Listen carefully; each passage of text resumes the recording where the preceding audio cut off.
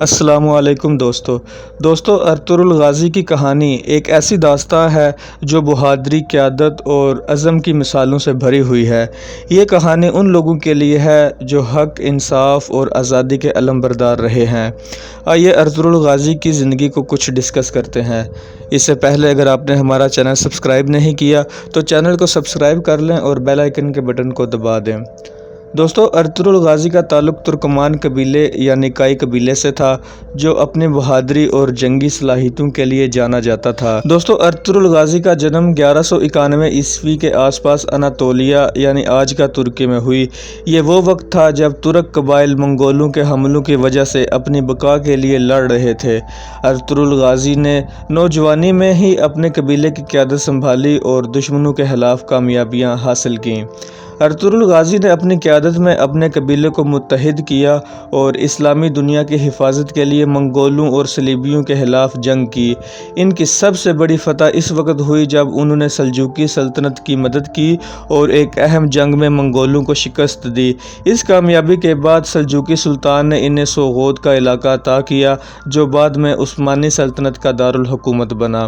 Ertugrul Ghazi کی قیادت میں ترکمان قبائل نے اناطولیہ میں نئے علاقے فتح کیے اور اسلامی ریاست کی بنیاد رکھی۔ دوستو ارطغرل غازی نے اپنی جنگی حکمت عملی اور عدل اور انصاف کے اصولوں کی بنیاد پر قبائل کو متحد کیا اور ایک مضبوط حکومت قائم کی۔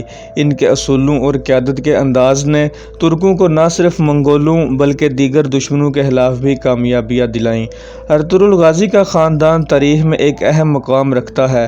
ان کے بیٹے عثمان اول نے ان کے نقش قدم پر چلتے ہوئے عثمانی سلطنت کی بنیاد رکھی جو بعد میں دنیا کی سب سے بڑی اور طاقتور سلطنتوں میں سے ایک تھی۔ ارطغرل غازی نہ صرف ایک بہادر جنگجو تھے بلکہ وہ ایک روحانی شخصیت بھی تھے۔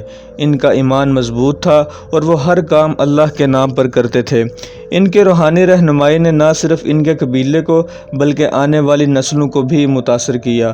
ارطغرل غازی کا دور اقتدار ایک اہم زمانہ تھا جس میں اسلامی دنیا کو منگولوں اور صلیبیوں کے خلاف مضبوط کیا گیا۔ ان کی قیادت نے اسلامی دنیا کو ایک نیا عزم اور حوصلہ دیا۔ ان کے دور میں ترک قبائل کو ایک نئی زندگی ملی اور انہیں ایک نیا مقصد ملا۔ دوستو ارطغرل غازی کی آخری زندگی سادگی اور تقویٰ سے بھرپور تھی۔ انہوں نے اپنی زندگی کے آخری دنوں میں اپنی قیادت اپنے بیٹے عثمان کو منتقل کی اور خود گوشہ نشینی اختیار کی۔ 1281 عیسوی میں ان کی وفات ہوئی اور انہیں سوغوت میں دفن کیا گیا جہاں ان کا مزار آج بھی لوگوں کی عقیدت کا مرکز ہے۔ ارطغرل غازی کی قیادت میں اسلامی اقدار اور عدل و انصاف کو بہت زیادہ اہمیت دی گئی۔ انہوں نے اپنے قبیلے میں انصاف کے اصولوں کو نافذ کیا اور ہر شخص کو اس کا حق دیا۔ ان کے عدل و انصاف کی وجہ سے نہ صرف ان کے اپنے لوگ ان سے محبت کرتے تھے بلکہ دیگر قبائل بھی ان کی قیادت کو قبول کرنے لگے۔ دوستو ارطغرل غازی کی زندگی کا ہر پہلو ایک مثال ہے۔ ان کی جدوجہد، قیادت اور ایمان کی طاقت نے نہ صرف ان کے قبیلے کو بچایا بلکہ ایک عظیم سلطنت کی بنیاد رکھی۔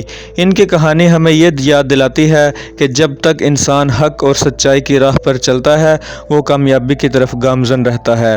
یہ داستان ہمیشہ کے لیے ایک روشنی کا مینار بنی رہے گی جو ہمیں ظلم و جبر کے خلاف لڑنے اور عدل و انصاف کے قیام کے لیے حوصلہ فراہم کرتی رہے گی۔